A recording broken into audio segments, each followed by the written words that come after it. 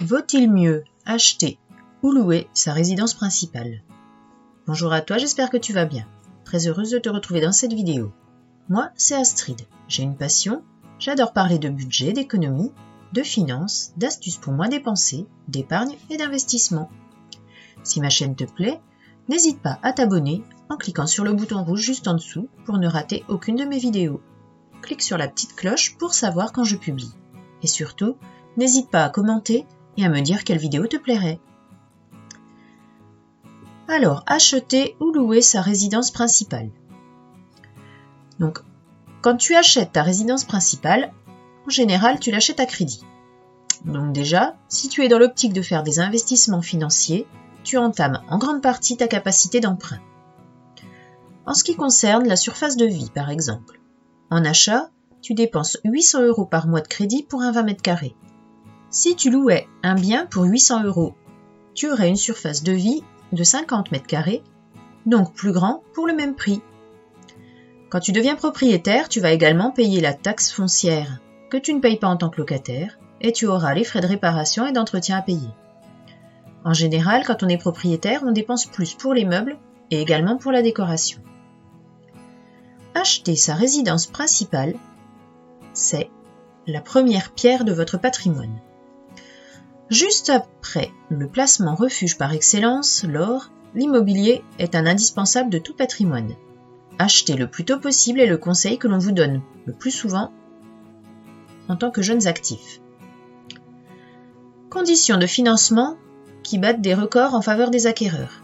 Évolution des prix immobiliers qui s'emballent, modification des aides au logement difficiles à suivre, l'immobilier est au cœur de toutes les préoccupations, mais reste tout de même cher au cœur des Français. Et c'est même le placement le plus sûr, selon 7 personnes sur 10 interrogées dans une étude en partenariat avec l'IFOP.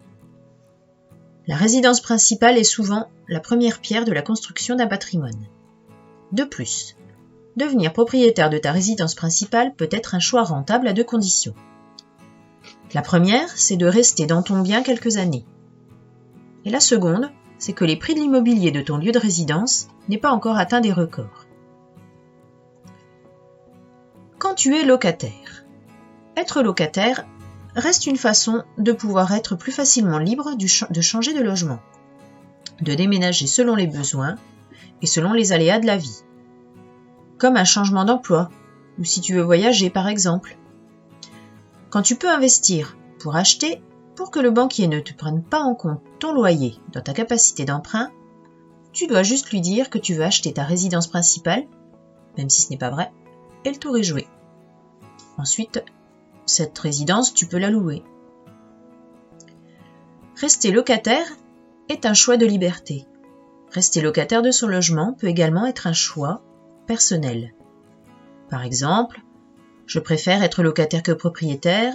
De cette manière, je reste libre de déménager quand je veux. C'est une liberté que je ne veux pas perdre.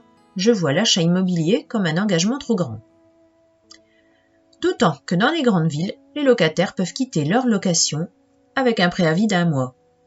Une mobilité que les propriétaires n'ont pas, puisqu'une vente peut prendre plusieurs mois et engendrer des frais importants, notamment en cas de pré-relais.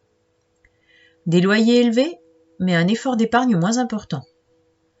Si les prix de l'immobilier continuent de battre des records, les prix des loyers, eux, augmentent de manière plus raisonnable. Toutefois, selon la ville, l'effort financier pour se loger est de plus en plus important. Lors de la location de ton appartement, en fonction du bail que tu auras établi avec le propriétaire ou l'agence, tu pourras être amené à régler des frais d'agence, verser un dépôt de garantie, régler au prorata du loyer à la date de ton entrée dans le logement. Même si cela peut représenter une certaine somme, elle est tout de même moins importante que celle qu'il vous faudra pour acheter un bien immobilier. En effet, la banque te demandera généralement un apport personnel du montant des frais de notaire lors de la demande de ton crédit immobilier. Rester locataire peut alors te permettre de mettre progressivement de l'argent de côté pour te constituer une épargne suffisante pour acquérir ton logement. Voilà, donc acheter ou louer sa résidence principale reste vraiment un choix personnel.